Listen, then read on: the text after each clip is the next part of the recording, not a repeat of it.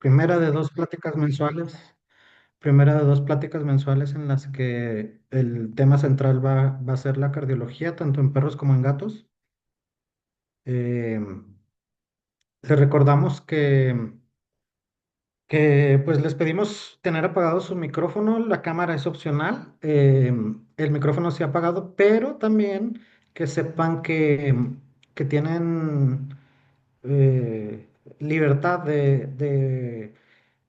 ¿cómo se llama? De abrir el micrófono en cualquier momento si requieren hacer preguntas o comentarios. No duden en hacerlo. Y también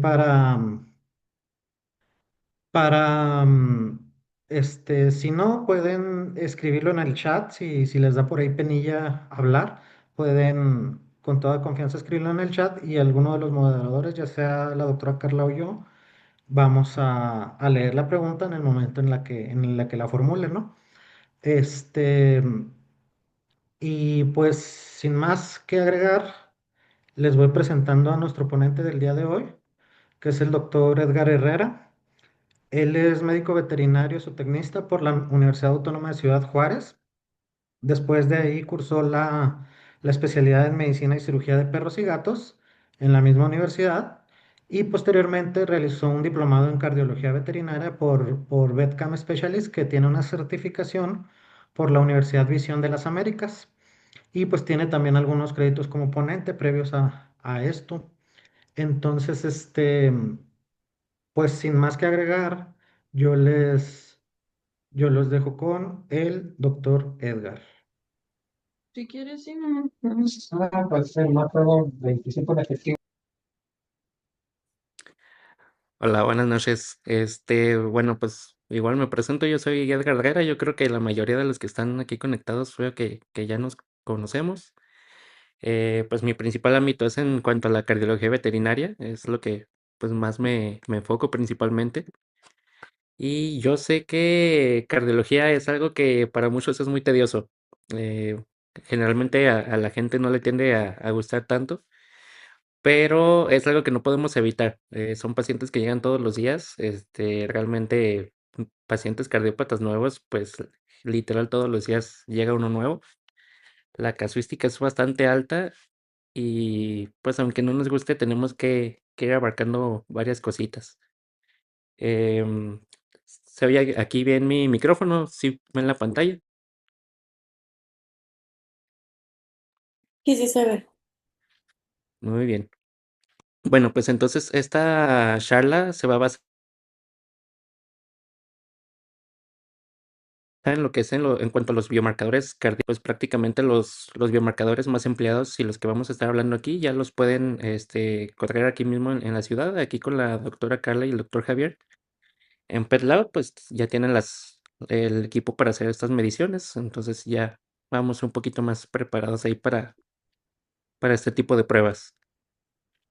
Em, Pues para empezar, vamos a con generalidades, como les comento aquí ya en PetLab, pueden preguntarle, sobre todo les sugiero antes de tomar una muestra, porque no puede durar tanto, preguntar si tienen la disponibilidad del laboratorio, y ya si les confirman, pues se las envían.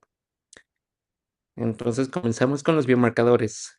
Empezando con qué es un biomarcador. Básicamente tenemos esta definición oficial que básicamente es una molécula que podemos encontrar tanto en sangre, en tejidos o en cualquier otro tipo de fluidos, incluso fusiones, que se llegan a presentar al- como un signo de algo normal o anormal en el cuerpo. Los biomarcadores pueden ser desde péptidos, proteínas, hormonas, enzimas, etcétera. Ya estamos familiarizados con algunos biomarcadores, por ejemplo, el SDMA, que es un biomarcador que cada vez utilizamos más frecuente para la evaluación de la función renal, o incluso la misma creatinina que evaluamos, también se considera dentro de un biomarcador. Entonces, generalmente nos ayudan bastante pues en cuanto a valorar diagnósticos, procesos y demás. Aquí tenemos algunos de sus usos potenciales. Lo tenemos como una valoración en pacientes preclínicos, pacientes que podrían estar aparentemente sanos. Y uno de los principales usos que vamos a estar hablando es también sobre la evaluación del riesgo anestésico. Em, casi todos los anestésicos presentan efectos hemodinámicos, algunos más importantes que otros, pero no todos los pacientes tienen signos, ya sea o no identificamos un soplo o no presentan este típico distrés respiratorio y demás. Entonces, dentro de un perfil clínico básico, sobre todo para pacientes gerontes o pacientes que se encuentran en riesgo, los biomarcadores son una gran opción. También podemos hacer el screening de razas predispuestas, por ejemplo, en los Dobermans que están predispuestos a cardiomiopatías dilatadas, en los Cavalier King Charles Spaniel, algunos gatos como los Maine Coon, Devon Rex, que es tal vez aquí en la ciudad hay un poco menos, pero sí nos llegamos a topar de repente. Y pues también igual para screening de la cardiomiopatia dilatada en la fase oculta, que de esa en realidad nunca nos damos cuenta hasta que ya el pronóstico es bastante malo. En pacientes sintomáticos también nos ayuda bastante para diferenciar estos que vienen con dificultades respiratorias, que el paciente viene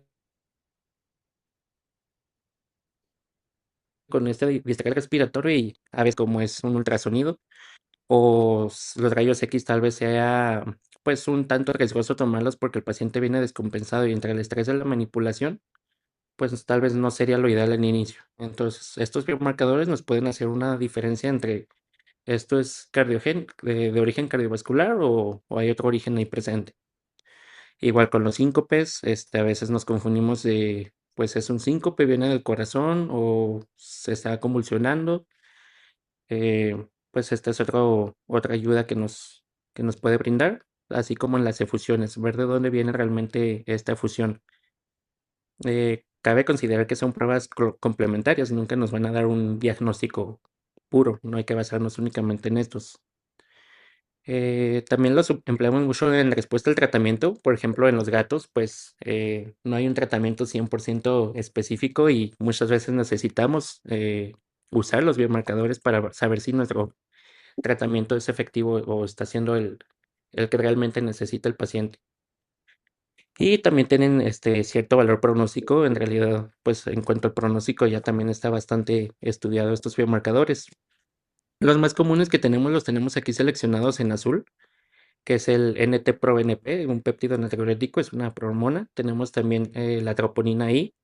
Esta tal vez la hemos llegado a oír en medicina humana o incluso en muchas series médicas se llega a mencionar. También tenemos el dímero D, que si bien este no es un biomarcador específico cardíaco, este nos ayuda a complementar igualmente algunos diagnósticos, como es el tromboembolismo pulmonar.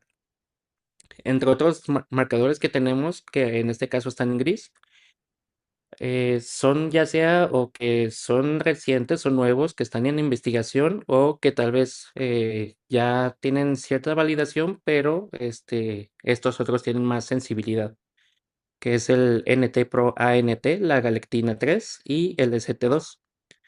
Si se fijan, pues tal vez desde la licenciatura hemos oído de la creatinina quinasa como un biomarcador. En realidad, si se fijan, está pues aquí chiquito, está tachado, porque ya no es algo que empleamos. Tiene muy baja sensibilidad, no nos aporta en el ámbito diagnóstico en realidad. Entonces, pues esa no la llegamos a ocupar hoy en día. Bueno, dentro de las principales enfermedades que nos llegamos a topar de corazón son estructurales. Casi todas pues ya están siendo clasificadas de la misma forma. Tenemos la enfermedad valvular degenerativa, la más común por mucho, la que más vamos a ver, sobre todo en perritos chiquitos de edad avanzada. También tenemos la cardiomiopatia hipertrófica. Esta es más específica, es la más frecuente en ellos. Y tenemos la cardiomiopatía dilatada, que si bien esta no se clasifica dentro del esquema normal del ACVIM, que va del B1, B2, C y D, ya muchos cardiólogos en la actualidad lo están adaptando para tener esta escala similar.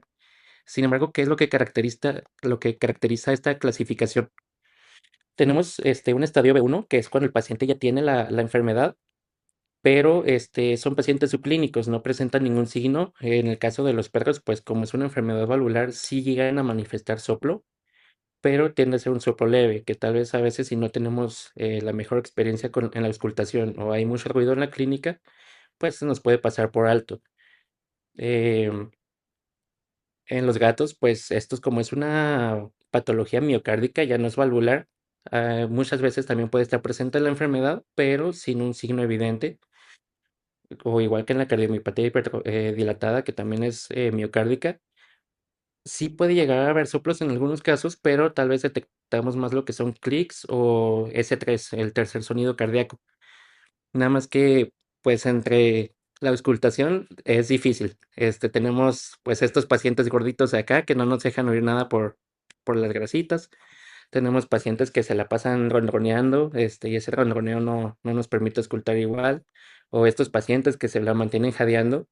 O incluso puede haber una patología subyacente que no nos permite, pues, auscultar adecuadamente al paciente. Por ejemplo, aquí este paciente realmente no tiene una cardiomegalia. Vemos el corazón enorme, pero esta es una efusión pericárdica.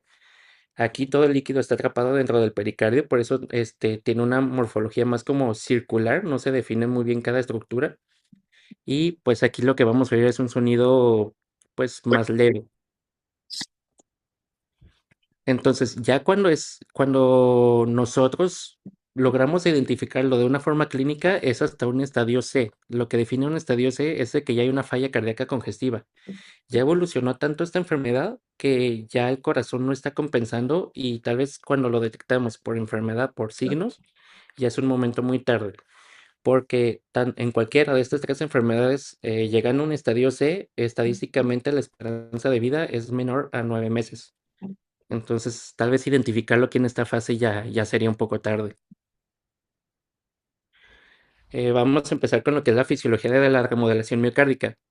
Tenemos varios tipos de remodelación, lo que es por sobrecarga de presión, que es todo esto que nos aumenta la poscarga, por ejemplo, una estenosis subaórtica o una estenosis pulmonar, que hay algo bloqueando ahí la eyección del flujo de la sangre. Entonces, ¿qué hace el corazón? Pues tiende a aumentar la masa muscular, se hipertrofia con una hipertrofia concéntrica, es decir,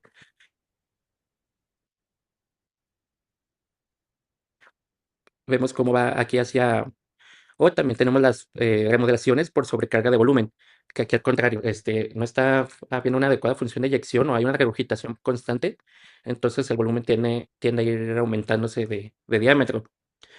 En sí lo que clasifica la remodelación no es solo el cambio de la forma del corazón, no es solo que crezca, sino que hay tres factores importantes en lo que es la remodelación. Hay crecimiento, hay hipertrofia del músculo y hay fibrosis. En este proceso de remodelación siempre va a haber algo de fibrosis. Entonces, en un paciente pues sano está el cardiomiocito normal. Esta tiene una función pues tanto contráctil como de conducción eléctrica. Pero ya cuando llega a haber alguna patología que causa la remodelación, ya sea concéntrica o dilatada, este corazón sufre estrés, empieza a haber también isquemia del miocardio y se empieza a ver pues lesiones que activan los fibroblastos y el tejido muscular funcional va a ser reemplazado por fibrosis al final. Esta fibrosis pues ya no tiene esta función de dilatación, ya no tiene esta función de contracción y tampoco tiene esta función de conducción eléctrica. Entonces tienden a haber pues fallas sistólicas, fallas diastólicas, también estimula la presencia de arritmias. Por ejemplo, pues aquí tenemos varios ejemplos de ecocardiogramas. Los dos de arriba son pacientes sanos. Este pacientito era de 4 kilogramos y este era de unos 29 kilogramos, por eso vemos la diferencia en tamaños, pero vemos que la contracción, la frecuencia cardíaca, toda la estructura está normal. Atrio derecho, atrio izquierdo se mantienen en una relación óptima, pero si nos pasamos a este de aquí abajo a la izquierda, ya vemos que este corazón ya se empieza a ver más grande. Aquí la contracción viene más marcada, las válvulas aquí vienen engrosadas y con un ligero prolapso. También el atrio izquierdo ya está más aumentado de tamaño. Y aquí tenemos otra enfermedad que es la cardiomiopatía dilatada, que en este caso pues ya vemos un corazón considerablemente más grande. El atrio izquierdo y el ventrículo izquierdo notamos una proporción aumentada respecto al lado derecho. La contracción tal vez ya no es tan notoria como en este paciente de aquí, que incluso llega a estar aumentada. Entonces, por ejemplo, este paciente que tenemos acá, pues las válvulas están funcionando bien, es el músculo el que no. Si lo ocultamos, sobre todo que es una enfermedad que se predispone más en razas grandes, que a veces puede ser un poco más difícil de auscultar, pues tal vez no notaríamos alguna anomalía. Aquí tenemos ahora lo que es un ejemplo en gatos. Este es un corazón felino. Y en ese caso, pues era un control preanestésico. Este paciente estaba, pues, perfectamente sano, nada más que iba a ser sometido a una cirugía, un paciente geronte. Entonces, en estos casos siempre recomendamos hacer una valoración previa. Y aquí vemos este corazón que tiene una, pues, frecuencia cardíaca adecuada para un gato, una relación de los atrios simétrica y un diámetro del ventrículo normal. Pero ¿qué pasa? Vamos a otro ejemplo. Y aquí ya vemos las diferencias de un corazón considerablemente hipertrofiado. Los músculos ventriculares ya vienen más con un aumento de espesor. El atrio izquierdo se llega a notar incluso tal vez un poquito más grande que el lado derecho. Y aquí la hipertrofia llega a ser tan marcada que incluso podemos ver cómo por aquí viene la aorta, por donde viene el apuntador, y llega a disminuir el diámetro. Está obstruyendo el flujo de salida. Y vamos a un siguiente estadio y ahora notamos la diferencia pues mucho más acentuada. El atrio izquierdo ya viene más grande, la hipertrofia la vemos que ahí sigue persistiendo, pero vemos varios cambios más importantes y mucho más graves. Que por ejemplo, este es el caso anterior, vemos cómo este atrio izquierdo en esta zona, vemos cómo está haciendo su función y el paciente está taquicárdico, está por un mecanismo compensatorio. Aquí el corazón ya viene más bradicárdico y si se fijan aquí el lado izquierdo, pues digamos que ya está prácticamente paralizado, ya no se está contrayendo. Esto es por el proceso de remodelación. Eh, Aquí ya pues el músculo está siendo reemplazado por la fibrosis y está perdiendo toda esta función. Incluso si se fijan acá en esta zona, ya incluso llega a haber presencia de fusión pleural. Este es un paciente en falla cardíaca congestiva, pero son pacientes que incluso al ser gatos pueden seguir asintomáticos. Su vida aquí ya está en riesgo, pero pues son gatos, nunca muestran nada. Y este es uno de esos mecanismos por los que se va generando. Tenemos el eje cardiorrenal, yo creo ya hemos oído muchas veces de él. ¿Y qué es lo que pasa? Cuando el corazón está fallando, empieza a haber una disminución del gasto cardíaco, empieza a disminuir el volumen de sangre que está eyectando y por lo tanto llega a haber una hipoperfusión renal que puede llegar a generar incluso una isquemia renal. El riñón, pues en realidad, pues el riñón es egoísta, no le importa por qué le está llegando menos sangre, solo se enfoca en mejorar esa perfusión hacia él. Entonces, si esa hipoperfusión viene porque el paciente está deshidratado, si esta hipoperfusión viene porque tal vez tiene pérdidas por una hipoalbuminemia, por hemorragias, pues él no diferencia una de otras. Si es el corazón, igual, él siempre va a activar el sistema renina-angiotensina-aldosterona. ¿Qué es lo que hace este sistema? Básicamente, por una falla cardíaca, el riñón empieza a perder perfusión, libera la renina y la renina va a ser convertida a la angiotensina 1, que esta angiotensina 1, por la enzima convertidora de angiotensina, va a pasar a la angiotensina 2. Esta angiotensina 2 es la que tiene potentes efectos vasoconstrictores, va a causar una vasopresión importante, va a aumentar la presión de esta manera. Pero si ya tenemos un corazón que esa función de bomba ya está deteriorada, si podemos ver, por ejemplo, igual este video que tenemos aquí presente, pues esos corazones ya no están cumpliendo su capacidad, ya están bastante debilitados. Y le aumentamos más la presión, pues va a ser mucho más difícil para ellos. Es por lo que muchas veces utilizamos los antihipertensivos como los IECAS. Además de esto, ¿qué hace la angiotensina 2? También estimula la liberación de aldosterona, que la aldosterona hace todo lo contrario a lo que queremos que ocurra en una falla cardíaca congestiva. Retiene sodio, favorece la retención de líquidos y es un paciente que pues líquidos ya tiene de más, está en un estado congestivo realmente. Entonces, el riñón, si bien intenta ayudar mejorando su perfusión, pues nos está fregando completamente el corazón. Por eso nos interesa tanto suprimirlo. Aquí tenemos algunos efectos en la angiotensina 2. La angiotensina 2 básicamente se une a los receptores. Tenemos de tipo 1 y de tipo 2. Los que más están presentes en el corazón son de tipo 1. Y vemos que hace pues la vasoconstricción, aumento de la presión arterial, causa fibrosis, causa inflamación y causa estrés oxidativo. Todos estos pues efectos deleterios para el corazón. Sin embargo, aquí es donde empieza nuestro tema realmente, que es con una prohormona que tiene un mecanismo compensatorio. Esta es liberada desde el mismo corazón.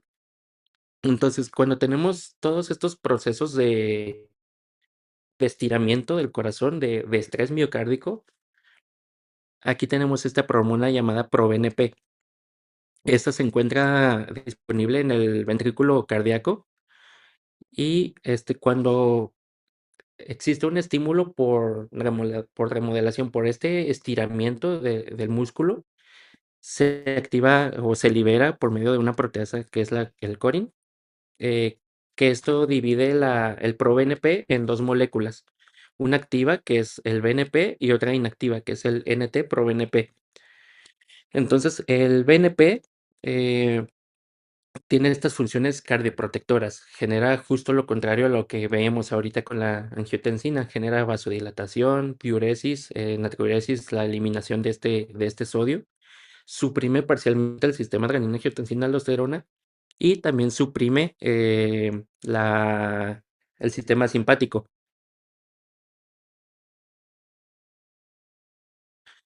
Que el sistema simpático, pues también dando porque también causa vasoconstricción y además causa taquicardia. Un dato curioso es que el corazón es el único órgano que recibe su perfusión durante la fase diastólica. Todos los demás reciben su perfusión en la sístole, pero la diástole es la fase más corta del ciclo cardíaco. Entonces, de por sí es una fase corta y si causa taquicardia, pues va a recibir menos perfusión y eso favorece la isquemia miocárdica.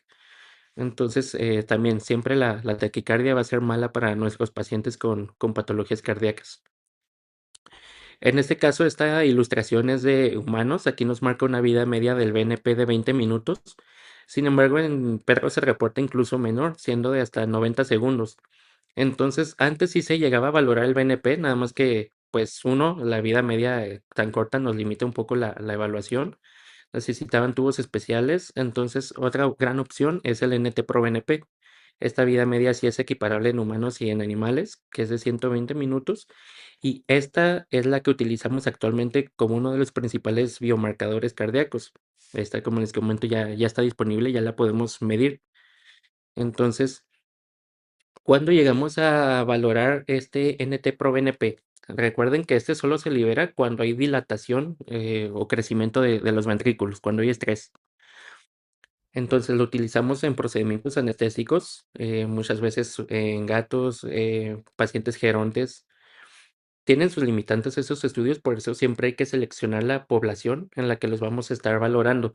Tal vez si lo medimos en un perrito mestizo, que esos aguantan todo, un perrito de 3 años, pues tal vez no obtengamos valores tan precisos, pero si lo buscamos en nuestra población predispuesta, que casi siempre son pacientes que tienden a ser gerontes, pues nos sirve bastante. También en la presencia de soplos cardíacos, los podemos llegar a emplear dentro del proceso diagnóstico, nunca como única opción, pero sí complementaria. ¿Y qué pasa aquí? Igual, pues seleccionar los pacientes. Por ejemplo, como vemos en la clasificación, pues tenemos estos esquemas de B1, B2, C y D. El B1 está caracterizado porque ya tenemos la enfermedad, pero no hay una remodelación cardíaca. Entonces, si el paciente tiene un soplo, pero está en este estadio temprano que es asintomático y el soplo es leve, es poco probable que nos vaya a salir un NT-proBNP alterado, porque no ha existido este estrés miocárdico aún. Ya está la enfermedad, pero lo está compensando. Pero donde sí toma su verdadero interés la evaluación de estos, en pacientes con distrés respiratorio, síncopes o efusiones. Generalmente, pues nos llegan estos pacientes que tienen este distrés respiratorio, que es bastante peligroso. Tenemos las herramientas como hacer un ecocardiograma al momento o tomar los rayos X, pues está contraindicado por el riesgo que puede tener el paciente. Y como cada tipo de distrés respiratorio se va a tratar de forma diferente, pues es importante saber cuándo es de un origen o de otro. Aquí es donde pues este péptido natriurético va a tomar su principal relevancia. Y aquí tenemos este artículo que básicamente evalúa este biomarcador para la enfermedad mitral, que son los resultados que obtenemos.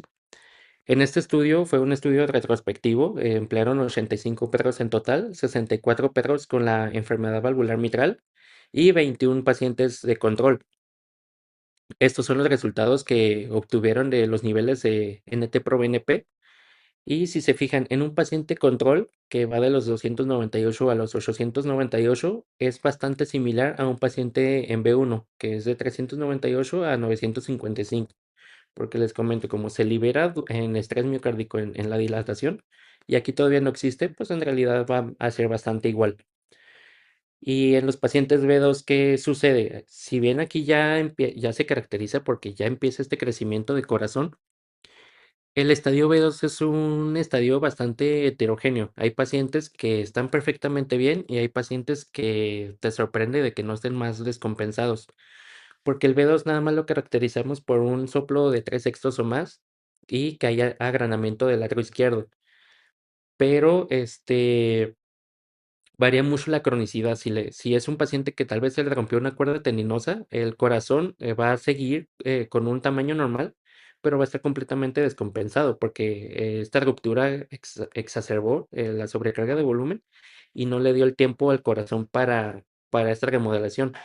En cambio, si tenemos a este típico paciente, por ejemplo, un chihuahua de 16 años que ya pues ha tenido su tiempo para generar esta remodelación, pues aquí sí que vamos a notar cambios. Por eso tenemos esta variación tan amplia en valores, porque también nuestros pacientes B2 pues tienen una variación muy amplia en cuanto a remodelación. Y donde sí vimos un punto de corte bastante evidente es en un estadio C, estos que ya están en falla cardíaca congestiva. Aquí sí tenemos valores bastante diferentes. Y lo que nos dice básicamente es que el NT-proBNP es un parámetro bastante útil para diferenciar pacientes en estadio C de estadios más bajos. Aquí controlando los pacientes, evaluando los pacientes en estadio C comparado con los controles, pues sabemos que tiene una especificidad y una sensibilidad del 85%, que si bien no es perfecta, pues sí es alta y nos puede en estos casos. También en lo que es la cardiomiopatía dilatada, eh, de esta enfermedad tenemos dos presentaciones. Tenemos la que es la presentación dilatada, que es la que conocemos, un corazón grande, un corazón que no se contrae, pero también tenemos la presentación arritmogénica, que este tipo de pacientes, pues nunca nos damos cuenta, al menos que hagamos los controles preventivos, porque en esta presentación arritmogénica, si nosotros le hacemos un ecocardiograma, el paciente puede tener un corazón que estructuralmente se ve bien, pero ya hay una infiltración de tejido fibroadiposo en este músculo que ya no está permitiendo una adecuada transducción eléctrica. Entonces, estos son pacientes que si no se hizo un screening previo, pueden llegar a tener una muerte súbita porque el corazón estaba trabajando bien y desarrolló una arritmia. Como los Dobermans están bastante predispuestos, tanto el Doberman convencional como el Doberman Pinscher, el 50% de esta raza va a tener esta enfermedad y muchos tienden a desarrollar muerte súbita. Entonces, aquí se valoró la utilidad del NT-proBNP para hacer este control. Y con un punto de corte de 457 tenemos una especificidad de 80, es un poco baja pero decente, y una sensibilidad de 70, pues esta sí está baja. Pero si agregamos el Holter, que es un electrocardiograma de 24 horas en el screen, la sensibilidad y la especificidad se aumentan bastante porque aquí estamos abarcando las dos presentaciones, la arritmogénica y de la dilatada. Entonces, en estos también para hacer el control está excelente. ¿Y qué pasa con los gatos? Los gatos, pues, es otro mundo completamente. Aquí tenemos el consenso del LACMIM, para el diagnóstico y estadificación de de las cardiomiopatías en gatos. ¿Y qué es lo que nos mencionan? Que el 15% de todos los gatos van a presentar cardiomiopatía hipertrófica. Y sobre todo, cuando son gatos mayores a 9 años, hasta el 29% va a tener cardiomiopatía hipertrófica.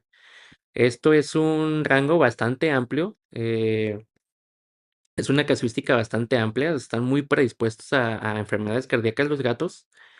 Y esto solo estamos contando la cardiomiopatía hipertrófica. Existe también lo que es estos son los tipos de cardiopatías. Tenemos la cardiomiopatía dilatada por patologías metabólicas o nutricionales. Tenemos las cardiomiopatías arritmogénicas de origen no específico o las cardiomiopatías restrictivas. Entonces, si a este 29% le agregamos las demás, pues el porcentaje es aún más alto y la verdad es radical la cantidad de gatos que llegan a ser cardiópatas. ¿Cuál es el problema aquí? Este estudio es de la doctora Luis Fuentes. En este estudio, la doctora, su objetivo fue valorar la prevalencia de los soplos cardíacos en pacientes asintomáticos. En este estudio se utilizaron 780 gatos. De estos 780, todos eran aparentemente sanos. Y aquí dividió estas gráficas por medio de edades. Tenemos desde los 6 a 12 meses, de 1 a 3 años, 3 a 9 y 9 años en adelante.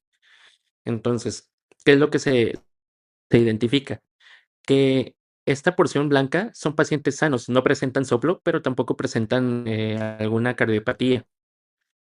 Ya en esta sección gris son pacientes que sí llegan a presentar soplo, pero no tienen una enfermedad cardíaca. Entonces, pues ahí es cuando te sacas de onda de, ok, yo le identifiqué un soplo a un gato, pero pues le debo de hacer un estudio o no, porque hay una gran cantidad que sí tienen soplos y no tienen enfermedad. Aquí una de las causas, pues, es tanto que en ellos existe bastante prevalencia de soplos inocentes, soplos que no van a causar alteraciones. Y también un dato curioso es de que,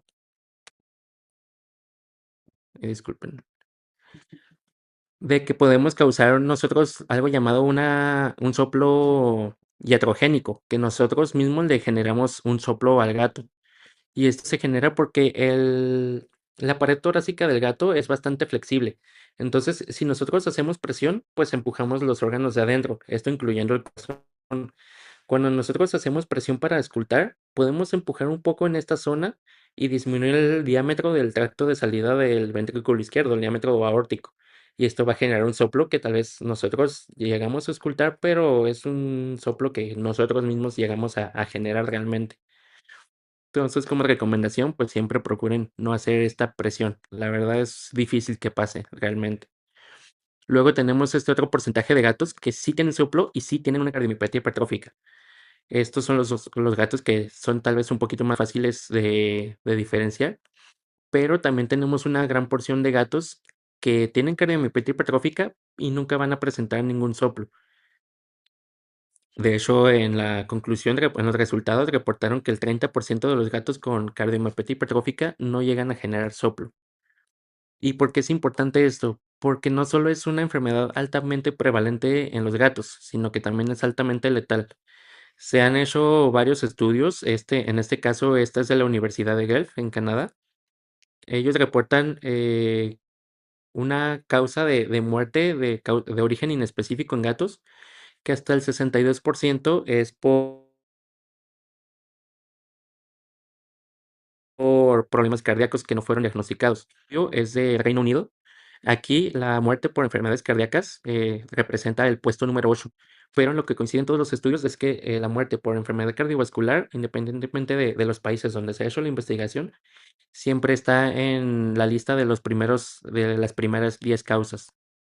Y, y también en la cuestión anestésica, sobre todo si vamos a anestesiar pacientes gerontes, eh, pues en realidad, como no sabemos en los gatos cuando tienen esta enfermedad o no, a veces los anestesiamos, pero son pacientes que no toleran la terapia de líquidos. Como en ellos la enfermedad que presentas es una cardiomiopatía hipertrófica, se disminuye el lumen. Entonces, si nosotros le metemos más líquidos a un lumen que está muy disminuido, pues se descompensan y pueden fallecer con pura terapia de líquidos o por los mismos efectos hemodinámicos que llega a generar el corazón.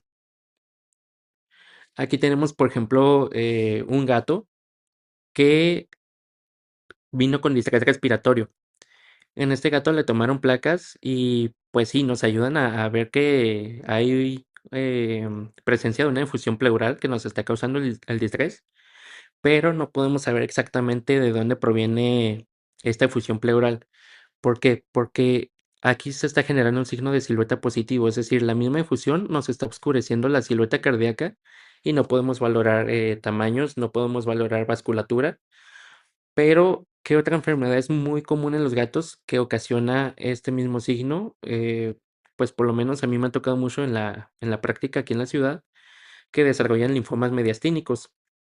Linfomas que se llegan a presentar aquí en esta zona del mediastino generan la efusión e igual, por la misma presencia de la efusión, pues no se distingue la presencia de una masa o de un tumor. Y en esto, ¿qué nos importaría? Pues aquí el NT pro NP, hacer una medición nos va a ayudar bastante a orientar también nuestro, nuestra terapéutica. Porque si nosotros nos vamos a la fisiología de la formación del edema, no sé si alguien de aquí esté familiarizado con las cuatro causas que llegan a ocasionar esta formación de edema. No sé si ya lo hayamos visto con alguien o alguien tenga el conocimiento de por qué, cuáles son las cuatro causas fisiológicas. Bueno, pues básicamente el edema se genera ya sea o por una disminución de la presión oncótica, por ejemplo, en pacientes con Shunt portosistémico, con fallas hepáticas, la albúmina está muy baja, entonces se tiende a extravasar este líquido y si no esté claro, incluso muchas veces llega a aparecer agua porque es transparente. No hay presencia de proteínas y la celularidad también es muy baja. Pero si nosotros le damos furosemida a este paciente, lo vamos a descompensar todavía más porque no estamos corrigiendo el problema. Este líquido se va a seguir formando y aparte este líquido proviene del espacio intravascular también. Entonces estamos generando una hipovolemia y si le damos furosemida vamos a generar más hipovolemia sin corregir el problema y nos vamos a fregar al riñón y al corazón. También tenemos por aumento de la permeabilidad vascular, como es el caso anterior. No sabemos si es corazón o linfoma. El linfoma puede causar este aumento de permeabilidad donde se van abriendo estos pequeños poros y se va extravaciando por inflamación. Y estos pacientes, pues tal vez puede llegar a ayudar un poco la furosemida, no va a ser el gran cambio realmente, pero lo que nos puede ayudar más es hacer una toracocentesis. O tenemos el caso de la disminución del drenaje linfático, que no sé si les ha llegado a tocar pacientes que, por ejemplo, tienen un tumor de glándula mamaria en la zona inguinal y como ya está creciendo de tamaño, empieza a obstruir un drenaje linfático y se le empieza a edematizar un miembro o en algunos casos se le edematizan los dos miembros o también tumores torácicos o traumas que causan ruptura del conducto torácico y se genera el quilo. Entonces, este kilo, la furosemida ahí sí de plano no les va a ayudar absolutamente de nada, el líquido va a seguir ahí presente, pero pues igual le estamos causando repercusión a otros órganos como el riñón y el corazón. Estos casos de aumento de presión hidrostática son los únicos momentos en los que está realmente recomendada la furosemida, porque aquí sí que hay un exceso de volumen, hay una sobrecarga de volumen y nosotros queremos generar una reabsorción de todo ese líquido para irlo excretando mediante la orina. Entonces, pues generalmente estos aumentos de presión hidrostática, ya sea o porque el hospital estaba dormido, distraído, el anestesista, y le abrió la shortclisis, se le olvidó cerrarla y pues lo que le iba a pasar al paciente en una hora, en 8 horas le pasó en una. Pero aquí pues es una causa bien común, el corazón. Lo vemos a diario también. Entonces, del NT-proBNP tenemos valoraciones cualitativas, como es este SNAP, y tenemos cuantitativas, como es la que nos pueden proporcionar aquí, por ejemplo, en PetLab. Las cualitativas básicamente tenemos este SNAP que es de IDEXX, funciona bastante igual a como son las pruebas 4DX. Y básicamente nosotros tomamos una muestra de suero y pues presionamos la tarjetita. Cuando siempre nos va a aparecer una coloración no indica de que el paciente tenga la enfermedad cardíaca, pero si la coloración es similar a la del control, son iguales, aquí ya nos indica de que el NT-proBNP está más elevado, pero no nos confirma el diagnóstico de una cardiopatía. Ahora, si se nos torna aún más alto, pues igual, pues nos indica más de que el problemita puede ir en cuanto al corazón, pero sigue sin, como no es algo cualitativo, sigue sin ser totalmente fiable. Es algo que nos puede sacar de problemas cuando vienen estos pacientes con el distrés respiratorio, estos gatos. Y cabe considerar que el NT-proBNP es especie específico. Entonces, estas tarjetitas son de gatos y no pueden ser empleadas en los perros. Si nos llega un paciente canino con distrés respiratorio, no podemos utilizar estas pruebas. Estas solo son para gatos. Tenemos las cuantitativas, que estas nos van a ayudar mucho más. Tenemos puntos de corte, tanto en perros como en gatos. Cuando generalmente salen inferiores a 900 picomoles sobre el litro, pues son pacientes sanos. Si sale en un rango entre 900 y 1800, aquí siempre hay que interpretarlo con cuidado con la clínica del paciente. Son pacientes que son sospechosos y se debe de confirmar diagnóstico mediante un ecocardiograma o otra prueba necesaria. Ya cuando son arriba de 1800, ya nos indica de que el problemita es muy seguro de que sí está yendo por el corazón y igual, estas nunca van a excluir el ecocardiograma, siempre se tiene que confirmar con pruebas de imagen, pero ya nos da una pauta para comenzar con el tratamiento, en lo que tenemos la disponibilidad de hacer algún estudio de imagen que nos pueda dar el diagnóstico. Em, en los gatos, pues la referencia, los puntos de corte, si se fijan, son muy diferentes. Abajo de 100 picomoles es normal, arriba de 100 picomoles ya nos empieza a sugerir la presencia de un proceso de origen cardiogénico. Y básicamente, pues podemos tomar algunos algoritmos para saber cuándo evaluar este biomarcador. Si son pacientes que tienen distrés respiratorio, pues vamos a hacer una prueba de NT-proBNP.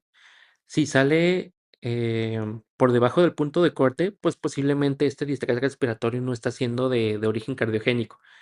Pero si sale por arriba del punto de corte, lo más seguro es de que este distrés sí sea de origen cardiogénico y hay que complementar con ecocardiograma. De aquí se contempla también otro biomarcador que vamos a tomar en un momento.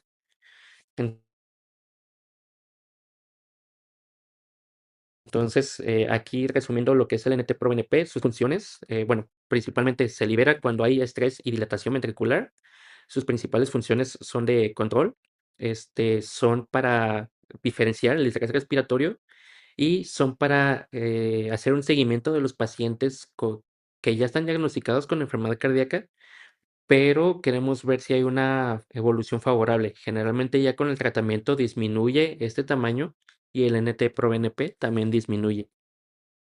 De hecho, en los lineamientos de los pacientes gerontes del AJA, está indicado dentro de un punto que hay que valorar en estos pacientes. Se indica pacientes arriba de 9 años hacer una valoración anual del NT-proBNP y si son pacientes que son predispuestos y van a ser sometidos a un procedimiento anestésico, por ejemplo, pues nunca falta este puro, este chihuahua que viene por ya sea opiometra o un tumor de glándula mamaria, pues sí tiene este problema, pero son grasas bien predispuestas a problemas del corazón. Y si los vamos a someter a cirugía, claro, pues siempre se recomienda un ecocardiograma para ver la estadificación y las presiones que hay en el corazón, pero también un NT-proBNP para ver pues valorar un poco el pronóstico de este paciente que va a entrar a cirugía. Y aquí nos pasamos a otro marcador. No sé si antes de comenzar hay alguna duda que quieran preguntar sobre el NT-proBNP. Y pues en cuanto al este siguiente biomarcador, es la troponina I, que esta tal vez la llegamos a oír desde o en medicina general o en series o en algún lado. Es muy utilizada sobre todo en medicina humana. ¿Y qué sucede aquí? Tenemos el músculo cardíaco, que está compuesto igual que el músculo esquelético por varias fibras musculares que están conformadas a su vez por miofibrillas compuestas por sarcómeros. El sarcómero ya es la unidad funcional del músculo, es el que genera la contracción y este está hecho de fibras finas de actina y fibras gruesas de miosina. La miosina tiene estas rayitas que son como unas cabecitas que tienen una alta afinidad por la actina, entonces se entrelazan y van escalonándose para hacer este movimiento de contracción. Lo podemos ver, por ejemplo, aquí ya más gráfico en un video. Tenemos estas fibras gruesas en medio que es la miosina. Tenemos estas fibras finas laterales que es la actina. Y vemos cómo estas cabecitas van generando esta afinidad por la actina, se van uniendo y van generando este movimiento de contracción. Pero tiene que ver aquí una limitante porque si no el músculo estaría constantemente contraído, ¿no? Igual aquí vienen las cabecitas de la miosina que tienen alta afinidad por la actina, que es estas bolitas azules. Pero si se fijan, aquí entrecruzado hay unas bolitas amarillas, que esta es la tropomiosina. Es una proteína muy importante que evita la conexión de la miosina con la actina. Pero aquí estas bolitas verdes son las que nos van a ayudar a hacer todo ese trabajo de la contracción del músculo, que son las troponinas. Es aquí donde nos enfocamos. Tenemos tres tipos de troponinas: la troponina I, la troponina T y la troponina C. Cuando el calcio se adhiere a este complejo de troponinas, favorece la liberación o desbloquea el filamento de actina para que la miosina se pueda unir. Pero si hay alguna lesión miocárdica, generalmente inflamación, isquemia, estas troponinas se van a liberar al torrente sanguíneo y aquí es donde las vamos a poder valorar nosotros.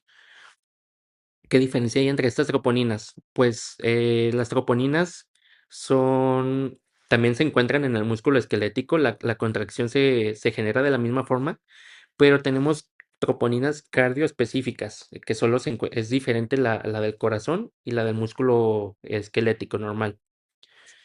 La troponina A es bastante específica, es la más específica de todas. Mientras la troponina T, esta en algunos casos, si hay alguna lesión en músculo esquelético, por ejemplo, que atropellaron al paciente y viene con muchas lesiones musculares, se puede llegar a aumentar un poco. La troponina C, esta sí es exactamente igual a la del músculo cardíaco y la del músculo esquelético. Entonces, si hay cualquier lesión en músculo esquelético, por ejemplo, este paciente atropellado, pues la troponina C se elevaría bastante y por lo tanto no la empleamos en cuanto al diagnóstico. Eh, pues aquí, como les comento, la interferencia por músculo esquelético en la troponina I es muy baja, básicamente pues inexistente. Si bien este paciente atropellado, la troponina I no se va a aumentar. Y esto hablando específicamente de veterinaria, pues la troponina I es de fácil acceso. La troponina T es tal vez un poco más limitado y la troponina C, pues igual, esa de plano no lo llegamos a emplear. Las troponinas no son especie específica, entonces estas sí se pueden valorar también de laboratorios humanos, pero pues tenemos la facilidad de tener un laboratorio veterinario que nos ofrece esta valoración.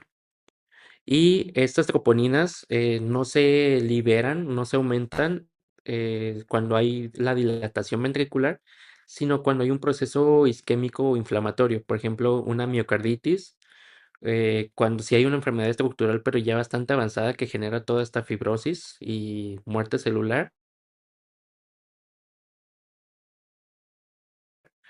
se puede aumentar, por ejemplo, como es el vólvulo gástrico, la pancreatitis, que liberan ciertas sustancias o que generan isquemia.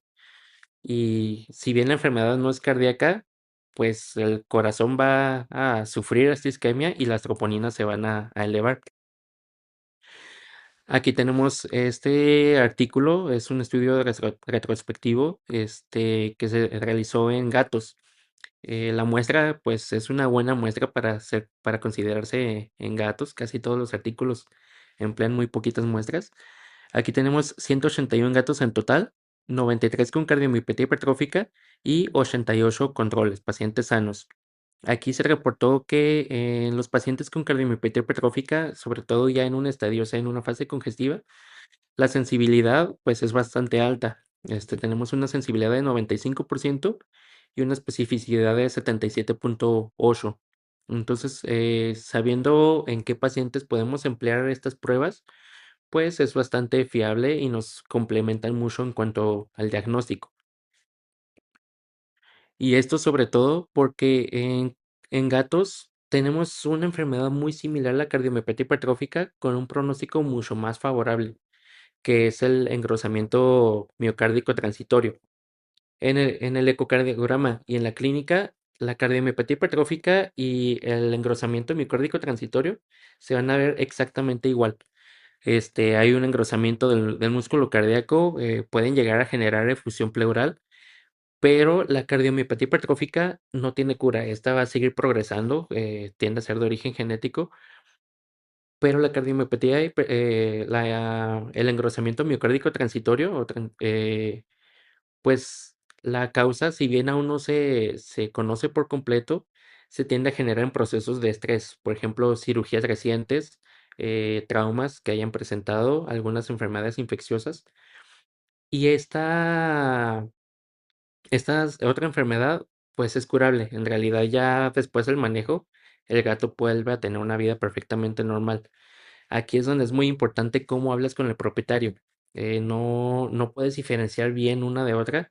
En una es pues casi una sentencia de muerte y en otra el gatito tiene esperanza.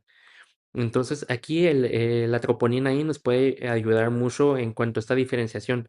Si bien aquí no es 100% específica, sí se ha visto que en pacientes con este engrosamiento miocárdico transitorio es considerablemente más alta la troponina sí que en pacientes que tienen una cardiomiopatía hipertrófica pues primaria. Entonces aquí, sobre todo porque los pacientes, los propietarios con gatos son un poquito más aprensivos, yo les recomendaría siempre complementar con la medición de las troponinas para, pues dar un poquito más. Estos son los valores de referencia que tenemos para las troponinas en perros, abajo de 0.1 nanogramos sobre mililitro se considera normal, de 0.1 a 0.2 es sospechoso y hay posibilidad de lesión miocárdica, y arriba de 0.2 ya son valores anormales que sí nos van a indicar que hay algún proceso inflamatorio o isquémico en el corazón. En gatos, pues los valores de cortoid son bastante similares. Y las troponinas también nos van a proveer este pronóstico, ya sea que la causa sea cardíaca o no cardíaca, porque como les comento, el corazón también repercute en lesiones que no son primarias. Cuando hay enfermedades sistémicas, pancreatitis, que se libera este factor depresor del miocardio, procesos cancerígenos, o el volvulo gástrico o el shock, que tiende a haber una hipovolemia, una isquemia, pues se han hecho varios artículos que nos hablan justamente sobre la valoración de las troponinas para ver la lesión miocárdica en enfermedades pues totalmente ajenas al corazón. Lo que les comentaba, el engrosamiento miocárdico transicional en los gatos, en la presencia de volvulo gástrico para ver qué tanta hipoperfusión llegó a haber en el corazón. Y esto se recomienda hacer posquirúrgico también. Tal vez ya solucionamos el problema del volvulo, pero este paciente posquirúrgico no está fuera de peligro. Estos pacientes tienden a generar muchas arritmias y son arritmias malignas que tal vez, ok, ya hicimos la cirugía, ya corregimos el problema del estómago, pero sigue habiendo aquí, persistió esta lesión miocárdica y tal vez se entró en una arritmia y el paciente falleció y nunca supimos por qué. Aquí nos pueden ayudar también estas troponinas. O en el caso de pacientes que tienen fusión pericárdica. Se ha visto que las troponinas aumentan considerablemente cuando esta efusión pericárdica es por origen de un hemangiosarcoma cardíaco, a diferencia que si es una efusión pericárdica idiopática, no sabemos el origen, o algún otro tipo de tumorcitos como los tumores en la base de la aorta, pues nos ayudan a diferenciar justamente de un hemangiosarcoma cardíaco. Aquí tenemos una tabla comparativa donde podemos considerar dónde usar cada uno de estos biomarcadores. Entonces, resumiendo aquí, el NT-proBNP se libera cuando el músculo se está estirando. Hay un estrés miocárdico. Enfermedades como la cardiomiopatía dilatada, como la enfermedad mixomatosa mitral ya con remodelación, la cardiomiopatía hipertrófica también sirve. Y la troponina I son en lesiones miocárdicas, las miocarditis, ya sea por ejemplo origen infeccioso. El parvovirus puede causar una miocarditis, nada más que generalmente son pacientes de 2 semanas a menos. La Ehrlichia también puede llegar a causar una miocarditis, enfermedades que tal vez aquí no tenemos muy presentes como el Chagas. O lo más común, que sí llega a pasar bastante, este típico paciente que atropellaron y pues sí, vemos que tiene muchas lesiones en el cuerpo y siempre queremos hacer una FAST, un TFAST para ver de que no haya una ruptura de algún órgano, un hemoabdomen, un hemotórax, pero se sugiere también si la lesión pues fue de impacto o fue cerca de la caja torácica, valorar las troponinas para asegurarnos de que no haya alguna lesión ahí en el corazón que predisponga a la formación de arritmias. Estas dos biomarcadores pues son altamente específicos del corazón. Su uso clínico, pues el NT-proBNP generalmente nos va a ayudar cuando viene este paciente con distrés respiratorio y no tenemos pruebas al alcance como un ecocardiograma, pues el NT-proBNP nos va a ayudar a diferenciar este origen y a dar un tratamiento más específico hasta que tengamos el tiempo de poder hacer el ecocardiograma y también valorar la respuesta al tratamiento. Aquí, pues volviendo a los gatos con cardiomiopatia hipertrófica. Los gatos no tienen tratamiento realmente. Estamos un poco limitados. Acaban de salir dos esperanzas en cuanto al tratamiento de la cardiomiopatia hipertrófica. No las tenemos disponibles actualmente en México y todavía siguen en espera de una validación de la FDA. Por lo tanto, ¿qué es lo que llegamos a usar en estos pacientes? Uno es el atenolol, por ejemplo, cuando hay una obstrucción del tracto de salido, pero el atenolol puede tanto ayudarnos como complicar la situación. Entonces, ¿cómo sabemos cuándo lo podemos dar? Una opción pues bastante viable es emplear el medicamento en un periodo, por ejemplo, en una semana, valorar el NT-proBNP. Claro, primero siempre tomarlo de base y luego ya cuando hacemos el control, vemos si con la medicación este NT-proBNP disminuyó o al contrario aumentó y podemos ver si hacemos ahí una modificación al medicamento. Este, en cuanto a limitantes del NT-proBNP, este biomarcador es excretado constantemente en riñón. Entonces, si hay una enfermedad renal presente, o que ya es una enfermedad renal crónica, este NT-proBNP no se va a estar excretando adecuadamente y a pesar de que no haya una lesión cardíaca directa, los valores tienden a subir bastante. Entonces, si tenemos un paciente que ya sabemos que tiene historial de enfermedad renal, el NT-proBNP no sería pues tan con hipertensión sistémica. Ambos de estas pruebas tienen una alta validación clínica, son bastante empleadas y son de bastante ayuda, siempre complementarias a estudios más específicos como es un ecocardiograma o un electrocardiograma. Y también tenemos la galactina 3, pues es un biomarcador relativamente nuevo, todavía no tiene amplia validación en veterinaria, ahorita de eso la vamos a tocar. Y pues no quería dejar completamente de fuera lo que es la creatinina quinasa. Pues sobre todo, por ejemplo, a mí me tocó mucho en la licenciatura de que se hablaba que era un biomarcador cardíaco, pero realmente no nos va a ayudar a diferenciar este tipo de problemas.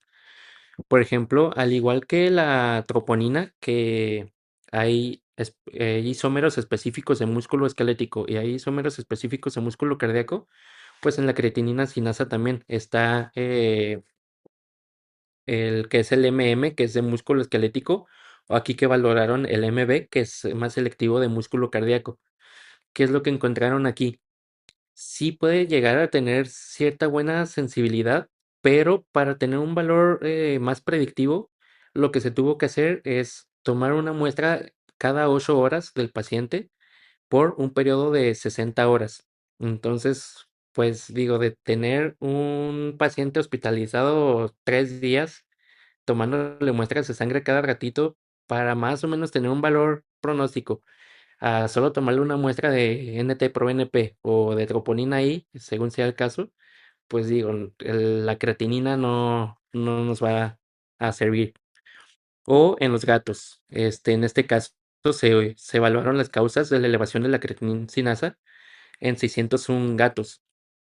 Y podemos decir, ok, pues sí está elevada, y aunque no es específica, pero en ese paciente está particularmente muy alta. Pues se encontraron que todas estas son causas de elevación de la creatinina sinasa y en algunos casos pues se puede elevar significativamente a llegar hasta los 6 dígitos. Este, entonces, pues tanto en perros como en gatos no lo recomiendo en ningún momento o en ninguna circunstancia como un biomarcador cardíaco realmente.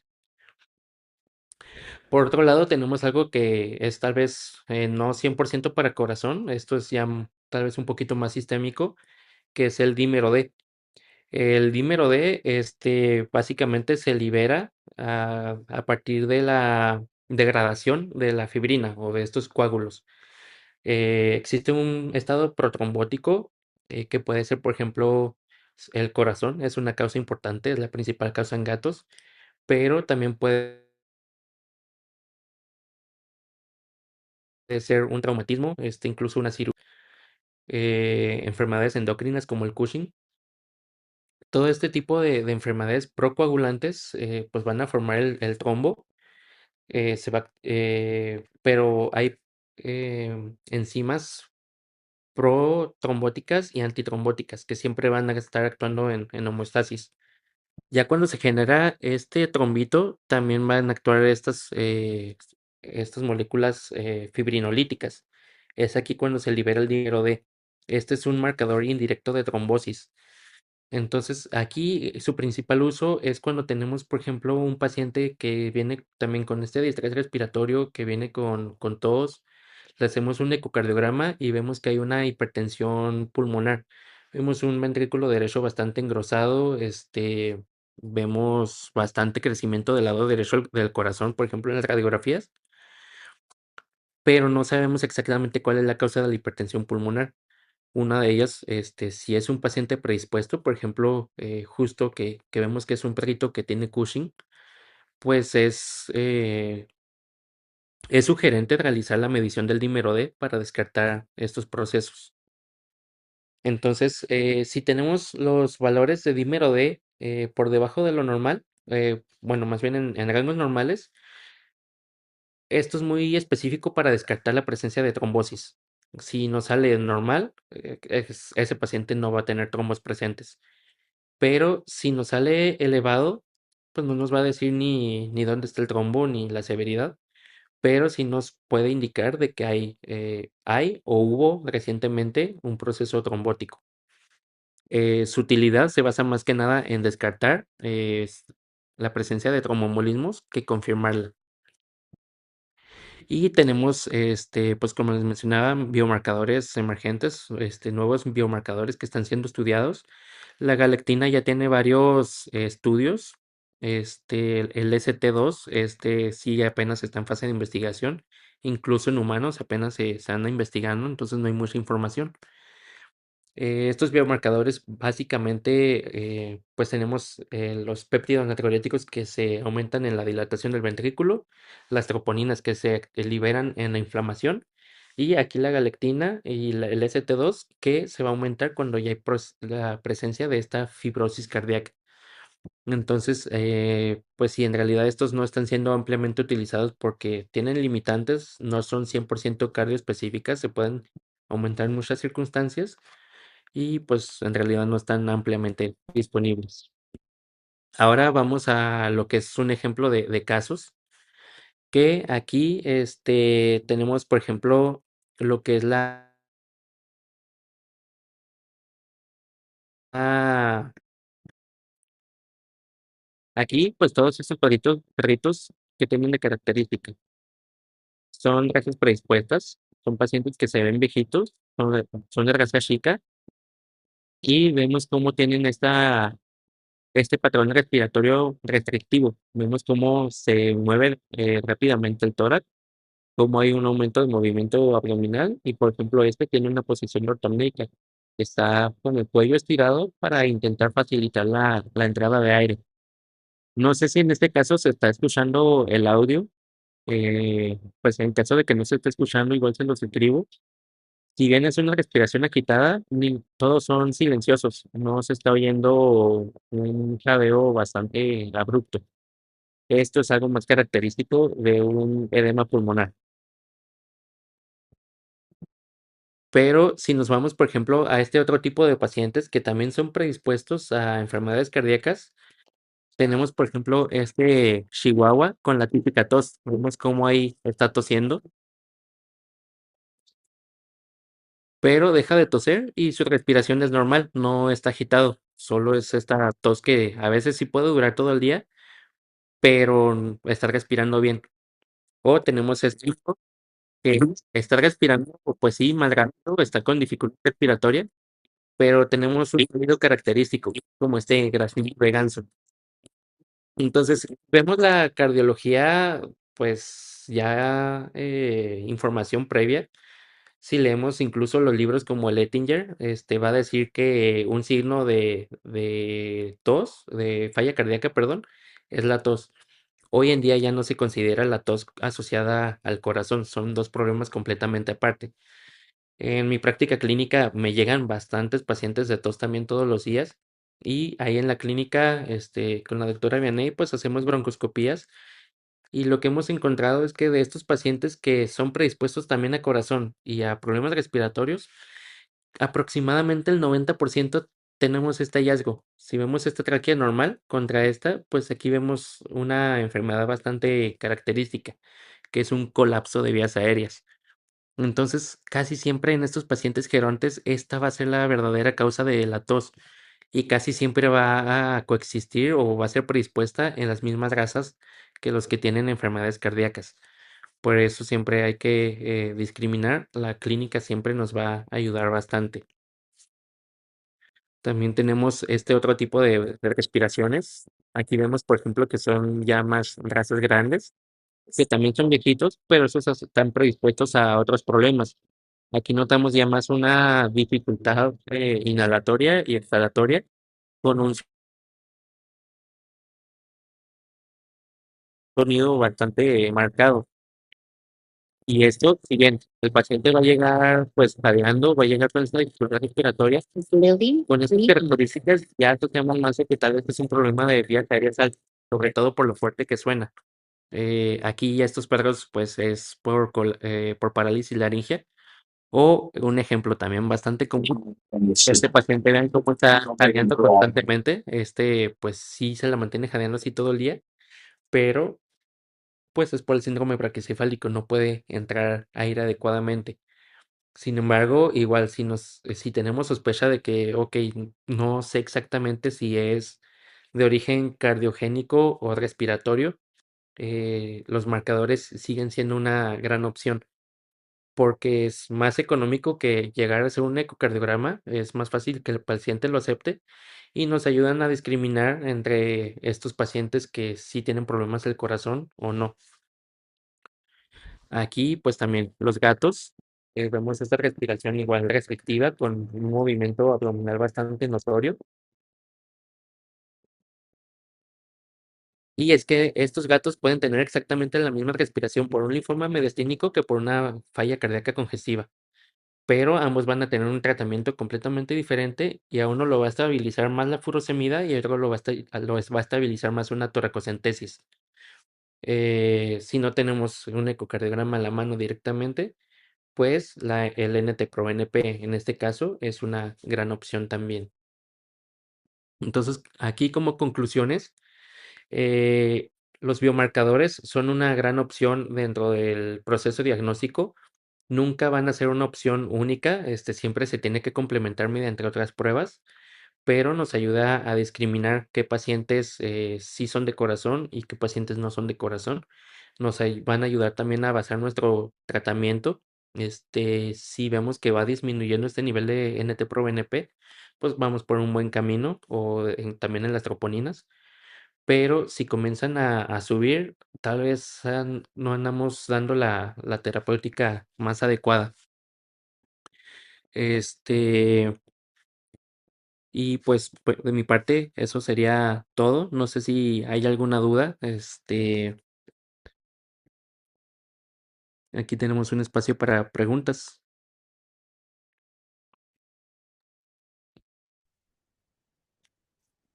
Bueno, les recordamos que pueden ya sea abrir su micrófono. Si van a abrir su micrófono, les pediría que levanten la manita para irles dando orden.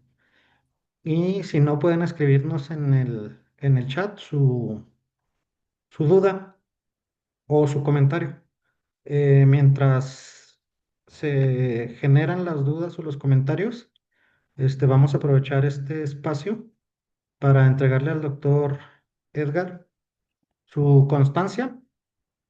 Este, PetLab le otorga la siguiente constancia al doctor Edgar Herrera por su participación como ponente en la plática Uso de biomarcadores cardíacos en perros y gatos, que se llevó a cabo el día 18 de febrero de 2026 y que tuvo una duración aproximada de 2 horas. ¿Sí? Esta constancia se la estaremos haciendo llegar al doctor de manera física y de manera electrónica también para que la tenga por ahí, así como a ustedes también les va a llegar su constancia a través del correo electrónico.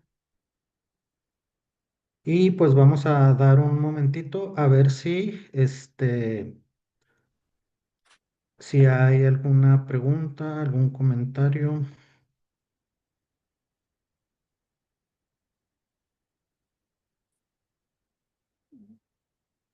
Mm, Sí, pues solo recuerden, estos pacientes llegan a la clínica día a día y muchas veces vamos a necesitar de estos biomarcadores. Yo los había estado esperando mucho, por fin llegaron y pues esperamos que los puedan estar empleando para estos casos, tanto control como proceso diagnóstico.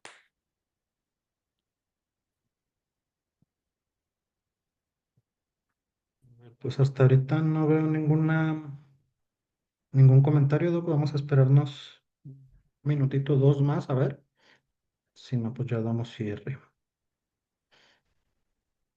Mm, de la seca, si quieres, yo mientras te hago un comentario de la seca. mm,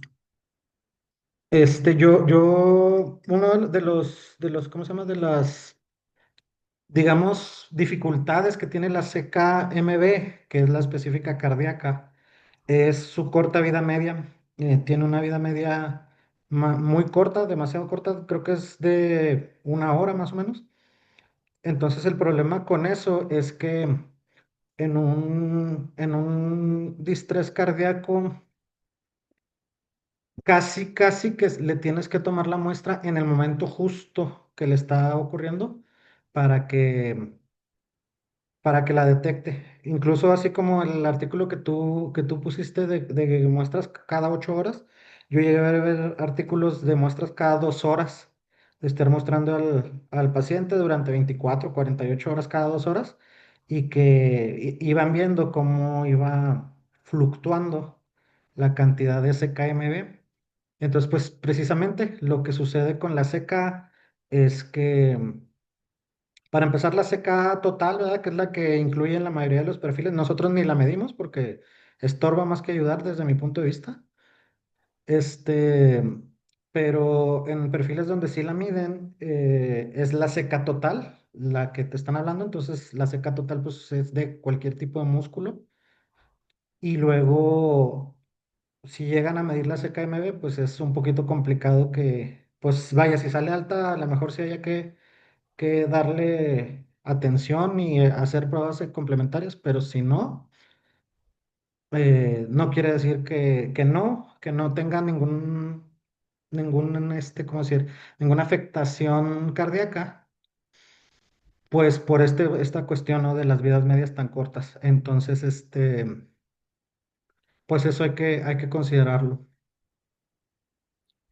Sí, pues Mm, realmente seca para llegar a identificarla sí va a ser difícil teniendo pues estos analitos que tienen vida media más larga y más específicos. Pues yo creo que ya hoy en día nos quedamos con péptidos o con troponinas.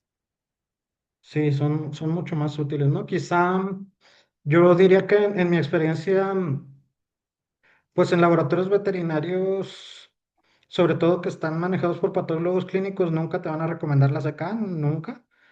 Y, y en laboratorios de personas, que todavía hay veterinarios que los usan, ahí sí que, pues, digamos que en medicina humana el uso es un poquito diferente y muchas veces los químicos, pues, nos ayudan procesando las muestras, pero muchas veces no, digamos que no están tan informados del uso que se le da en medicina veterinaria a las diferentes pruebas.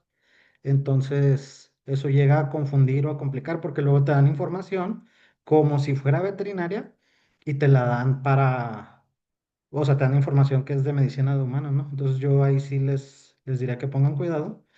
A la vez de la gente que llega a tener sus analizadores en los hospitales, pues también eh, muchas veces les montan químicas con analitos que no son muy útiles, ¿no? Llámese, por ejemplo, el ácido úrico en perros y gatos. El ácido úrico no sirve para nada. En aves y reptiles es muy útil, pero en perros y gatos no sirve. Y, por ejemplo, es un analito que yo veo que cuando les instala o les venden, ¿verdad? Siempre les venden la CK, la LDH, el ácido úrico, que son enzimas y analitos que proporcionan poca información o de poca utilidad, diría yo, y que a lo mejor pues se podrían ahorrar ese dinero, porque aparte son reactivos caros, sobre todo las enzimas. Entonces, pues siempre tengan cuidado, ¿no? Si necesitan ayuda con la selección de sus paneles o así, pues no, también en eso les podemos asesorar, ¿verdad? No necesariamente tiene que ser forzosamente que nos manden sus muestras. Hay algunas otras cosas en las que les podemos ayudar.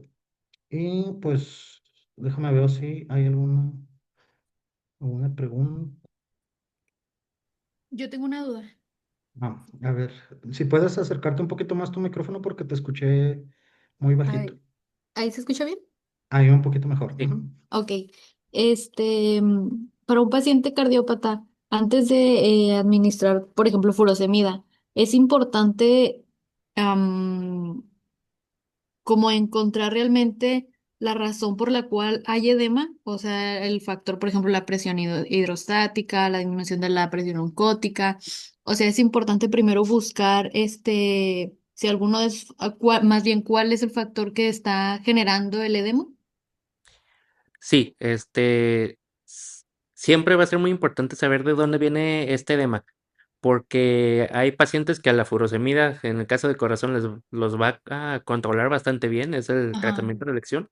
Como hay otros pacientes que ese edema tal vez no lo vas a lograr controlar y al contrario estás perjudicando otros órganos. Entonces, si tú ya sabes que ese edema viene específicamente del corazón, siempre va a ser por un aumento de presión hidrostática, en algunos casos también inflamación, y ahí la furosemida siempre nos va a ayudar. Pero si no sabemos específicamente de dónde viene ese edema, lo que un tratamiento puede ayudar para una cosa puede perjudicar para otra. Entonces, sí, siempre tener la causa de ese edema. Ok. ¿Y este tipo de cosas, cómo las llegamos a medir? Por ejemplo, vamos a enfocarnos en lo que es cavidad torácica, lo que es tanto edema pulmonar como lo que es efusión pleural. Ujú. En nosotros en ultrasonido, pues es lo que yo más hago realmente.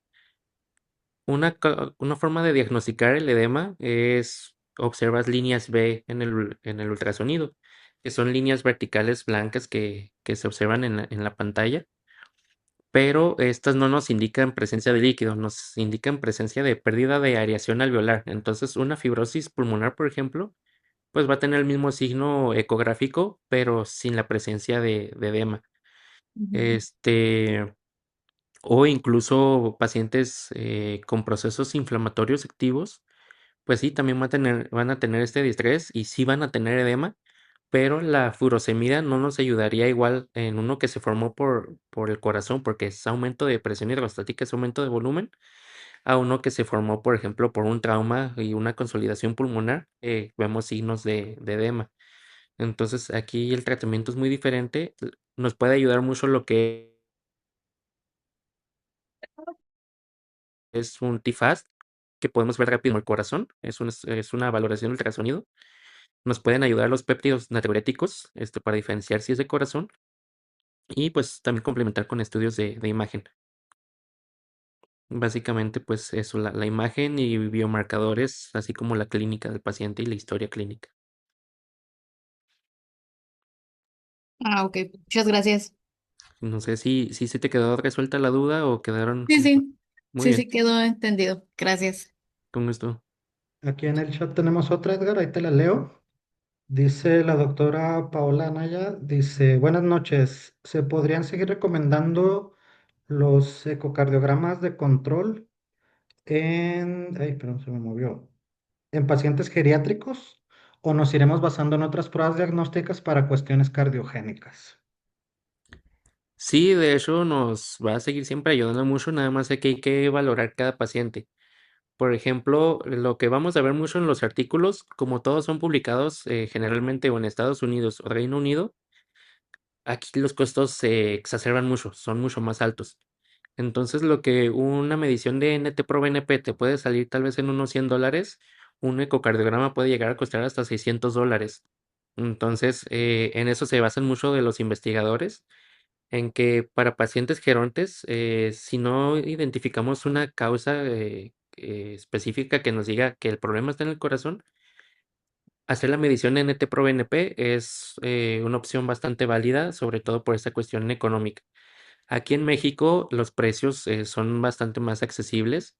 Por ejemplo, los biomarcadores tienen un precio médico, me parece, si igual me corriges, Doc, de unos 650 pesos, pero el ecocardiograma igual pues es más caro, está como en 1,500 pesos o 2,000, no sé en cuánto se vayan en realidad.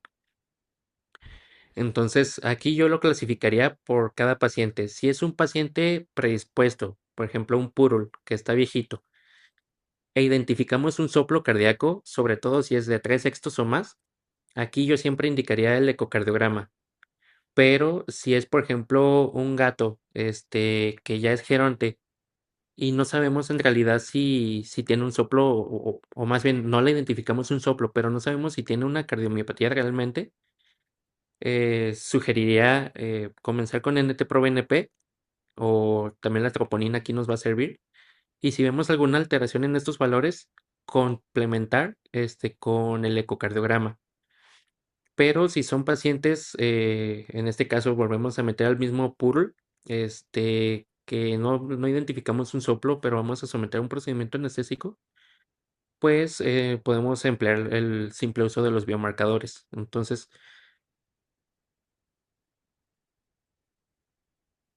depende de la circunstancia y ya razón, si nos quedamos con biomarcadores o ya pasamos a un ecocardiograma, que es un poco más costoso. Mm. Sí, yo quizá agregaría que también depende mucho de la infraestructura que tengas en tu clínica, porque ahorita estamos hablando de que refieran los dos servicios, ¿no? De ya sea de que me hablen a mí o te hablen a ti para apoyarlos, pero también puede pasar que seas una clínica que ya tienes ultrasonido y que más o menos le mueves, entonces a lo mejor te sale más barato pasarle el ultrasonido, a lo mejor sin cobrárselo al propietario todavía, que que mandar a hacer el péptido, ¿no? O a lo mejor tienes tú un equipo que hace péptido natriurético y no ultrasonido, entonces te sale más práctico hacerlo ahí porque tienes ahí el equipo y en 10 minutos te da el resultado, ¿verdad? Entonces, yo creo que también además de, digamos que de la facilidad, a ver, las cardiopatías, sin lugar a duda, la prueba mejor para usar es la ecografía siempre. Pero pues depende como de las circunstancias de cada lugar, siento yo también, ¿no? Que te puedes amoldar al paciente y a tus condiciones. Y a lo mejor también para los pacientes, para esta pregunta específica de los perfiles que hacemos como preventivos, ¿no?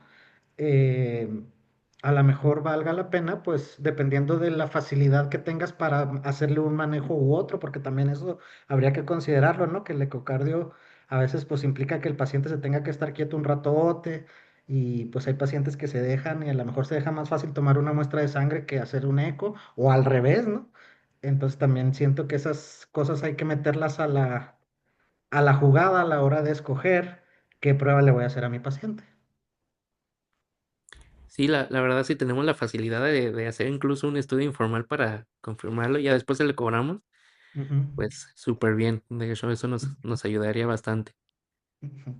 Bueno, otra pregunta que tenemos aquí del doctor Iván Martínez dice que cuál es el rango alto de dímero D para diagnosticar trombosis aguda en promedio. Bueno, pues el dímero D, si está normal, pues no va a haber una trombosis, pero si está elevado, ya nos sugiere que sí puede haber. Generalmente es cuando es arriba de 3 microgramos por decilitro. Y arriba de 0,3, ya es sospechoso a trombosis. Ujú. Bueno, la siguiente es de la doctora Carilú, espérame que se me perdió un poquito, Carilú Méndez. Dice, buenas noches. En pacientes con golpes de calor, ¿se recomienda utilizar biomarcadores, supongo que cardíacos? Porque hablando de biomarcadores en específico, pues sí, ¿no? Pero, cardíacos.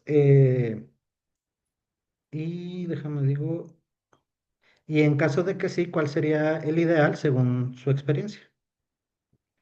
En el caso del golpe de calor, el NT-proBNP no lo usaríamos. Como mencionamos, se libera por dilatación del ventrículo. Si sospechamos de que tal vez con la clínica no pudimos diferenciar bien si fue meramente el golpe de calor o es algo cardíaco, pues lo puedes llegar a considerar, pero generalmente pues ya tanto la historia, la raza y demás nos va a ayudar ahí. Ahora, en el golpe de calor, ocurren muchos procesos inflamatorios, muchos procesos que también van a afectar de forma secundaria al corazón. Aquí, por ejemplo, el que se te puede llegar a elevar en algunos casos es la troponina I. Pues si es un paciente que está hemodinámicamente muy inestable, te puede ayudar no a hacer tanto el diagnóstico, sino para ver la repercusión que hay hacia el corazón, qué tanto problema inflamatorio isquémico pudo llegar a haber. Pero esto ya es totalmente aparte de lo que sería también tu manejo del paciente con golpe de calor. Primero lo estabilizas, pues le das todo su manejo y luego ya estando más estable el paciente, pues ahí ya puedes evaluar las troponinas para ver pues qué repercusión hubo ahí. Aquí otra cosa que hay que tomar en cuenta es que nosotros usamos mucho la troponina I, es la más accesible en veterinaria. La troponina T también se llega a usar en medicina humana porque en ellos lo más comunes son los infartos.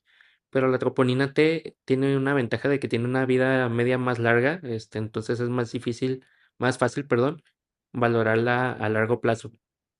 En realidad, pues creo que aquí no tenemos a dónde hacer troponina T, pero en estos pacientes que tal vez no vamos a valorar el daño miocárdico inicial, pues el tipo T es una opción. Ok, y la siguiente yo creo que es más para nosotros que para ti, porque dice qué costo tiene el péptido natriurético, cómo se envía la muestra, qué tuvo y qué tiempos. Sí, bueno, les voy a decir los costos de las tres. Igual A todos quienes estén interesados les pediría que ahí en la cortinilla me parece que está el teléfono del laboratorio, no estoy seguro. Si no, ahorita Carla se los pone aquí en el chat para que lo tengan y pueden mandarnos un mensajito y les mandamos el catálogo de pruebas que tenemos para que lo tengan ahí a la mano, ¿no? Y lo pueden consultar cuando necesiten. Pero el dímero D tiene un costo de 600 pesos y la muestra que necesitamos es plasma, pero ojo que el plasma lo requerimos en tubo azul, sí, tubo con citrato de sodio, que es el tubo que usamos normalmente para pruebas de coagulación. Entonces, esa hay que ponerlo. Las indicaciones siempre con los tubos de citrato de sodio es que la muestra esté llena a la capacidad del tubo que usen. Pueden utilizar tubos pequeños. Sí, los más pequeños que he visto creo que son de 1 mililitro, pero tienen que tener una correcta relación entre anticoagulante y sangre. ¿Qué quiere decir esto? Que si su tubo es para 1 mililitro, ustedes le tienen que poner forzosamente 1 mililitro de sangre. Si el tubo es para 4 mililitros, le tienen que poner 4 mililitros de sangre, ¿sí? No me acuerdo ahorita, hay tubos de un mililitro, de 1,7 y de 2,8 mililitros, me parece. Son los que yo conozco al menos. Entonces, digamos que esa es como la única contraindicación, tanto para dímero D como para tiempos de coagulación, es que hay que llenar forzosamente el tubo hasta la marca. El péptido natriurético, tanto canino como felino, tiene un costo de 750 pesos y ese se mide en suero, por lo tanto ustedes nos mandan la sangre en tubo rojo y nosotros lo determinamos. Y la troponina cardíaca tiene un costo de 725 pesos y también se manda en tubo rojo. Entonces nada más el dímero D sería el que es más fastidiosito, ¿no? Y todos los resultados están el mismo día. Nosotros entregamos el resultado el mismo día, a más tardar en la noche, ¿no? Mm.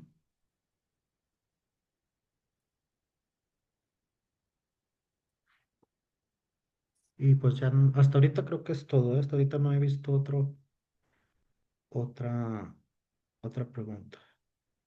Ahí esa pregunta la hizo la doctora Alejandra de la Parra, perdón, que había estado diciendo los nombres de todos y se me fue. Pues creo que ya fue todo. Entonces te agradecemos mucho, Edgar.